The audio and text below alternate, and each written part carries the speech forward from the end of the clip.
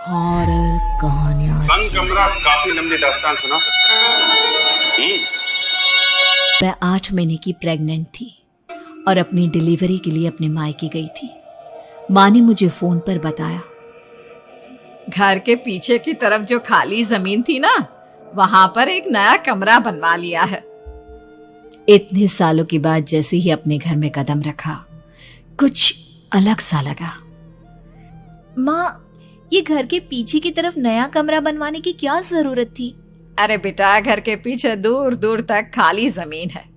तेरे पापा को कई दिनों से लग रहा था कि यहाँ पर एक कमरा बनवा लेंगे तो ताजा हवा मिल जाया करेगी। अब तो ये सब छोड़ और चल जल्दी से दूध पी ले। माँ, मैं थोड़ी देर में पी लूंगी, आप सो जाओ। मैंने दूध का गिलास उठाकर उस खिड़की में रख दिया। पता नहीं कब आंख लग गई। अचानक से खिड़की के पल्लों के खड़कने की तेज आवाज आई।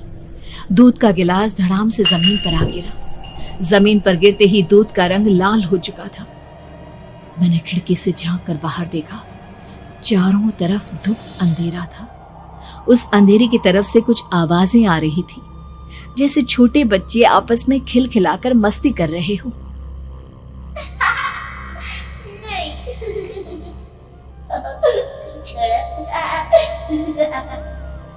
इतनी रात को इतने घनघोर अंधेरे में बच्चों की आवाज कैसे आ रही है? घड़ी में वक्त देखा तो ठीक 12 बजे थे। देखकर मैं सन्न रह गई। बुरी आत्माओं और भूतों की कई कहानियां मैं सुन चुकी थी।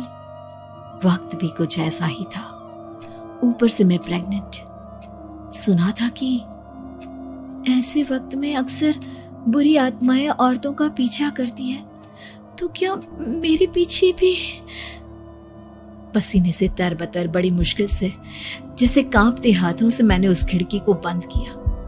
जल्दी से जल्दी उस कमरे से बाहर निकलकर माँ के पास जाने के बारे में सोचा, लेकिन जैसे ही दरवाजे की तरफ पलटी, लगा कोई साया हवा की स्पीड से दरवाजे के सामने से गुजर गया।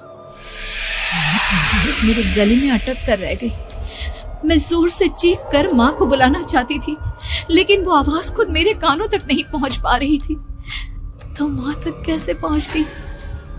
खिड़की के पल्ले एक बार फिर तेज हवा के झोंके से धड़ाम करके खुल गया और पूरी ताकत से मैं चीख पड़ी। जानती थी मेरी चीख की आवाज सुनकर कुछ ही सेकंड में माँ वहां पहुंच जाएगी, लेकिन ऐसा कुछ हुआ ही नहीं। मेरा कलेजा डर के मारे फटा जा रहा था। आखिर माँ ने मेरी आवाज क्यों नहीं सुनी? इतनी गहरी नींद में तो माँ कभी नहीं सोती। ठीक पीछे खुली हुई वो खिड़की।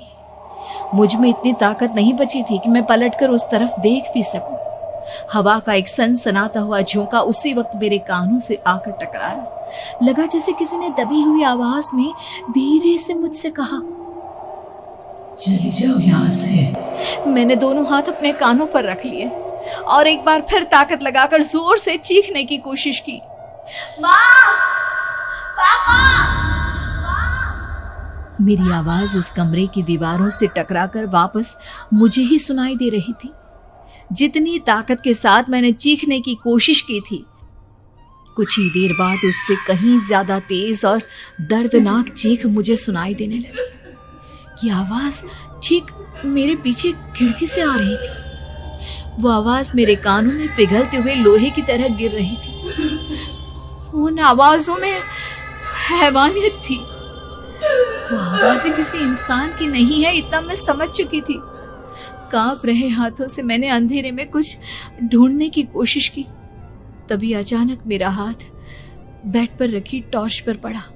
किसी तरह ताकत लगाकर टॉर्च का बटन ऑन किया, लेकिन ये क्या? सामने दरवाजे पर 3 छोटी लड़कियां खड़ी हुई थी। उनके हाथ में स्टील के चमचमाते हुए चाकू थे। मैं घबराकर लड़खड़ाई और पीछे की तरफ हटी, लेकिन तब तक वो मेरे पास आ चुकी थी। उनकी गर्दन टेढ़ी थी और उनके हाथों के वो चाकू मेरे पेट को निशाना बनाने को तैयार। मैं जोर से चीखी, नहीं, छोड़ दो मेरे बच्चे को, मत मारो, मत मारो, छोड़ दो मेरे बच्चे को। सोनाली, क्या हुआ बेटा? तू इतनी डरी हुई क्यों है? उठ बेटा, क्या हुआ? हड़बड़ाकर मैंने अपनी आंखें खोली। देखा तो दिन निकल आया था। माँ मुझे जगा रही थी। मेरा चेहरा पूरा पसीने से लथपथ था। क्या हुआ बेटा, तुमने कोई बुरा सपना देखा क्या? मैं अभी तक अपने पूरे होश में नहीं थी। वो मेरे बच्चे को मार देगी माँ। वो लड़की मेरे बच्चे को। मैंने घबराकर अपने पेट को छुआ। सब कुछ ठीक था। और वो दूध जो रात को यहाँ पर गिर गया था, उसका रंग लाल हो गया था। माँ ने हंसते हुए दूध का गिलास मुझे दिखाया। तुमने दूध पिया ही नहीं, पूरा का पूरा ऐसे ही रखा हुआ है। तुमसे कहा था ना सोनाली, सेहत के लिए लापरवाही ठीक नहीं बेटा। लेकिन मैंने तो सब कुछ अपनी खुली आंखों से देखा था। ये सपना कैसे हो सकता है? उम्मीद है कि आपको हमारी ये कहानी पसंद आई होगी। कृपया हमारे चैनल को सब्सक्राइब करें और सभी अपडेट्स के लिए बेल आइकन जरूर क्लिक करें। और हाँ, वीडियो लाइक और शेयर करना मत भूलिएगा। Bye bye.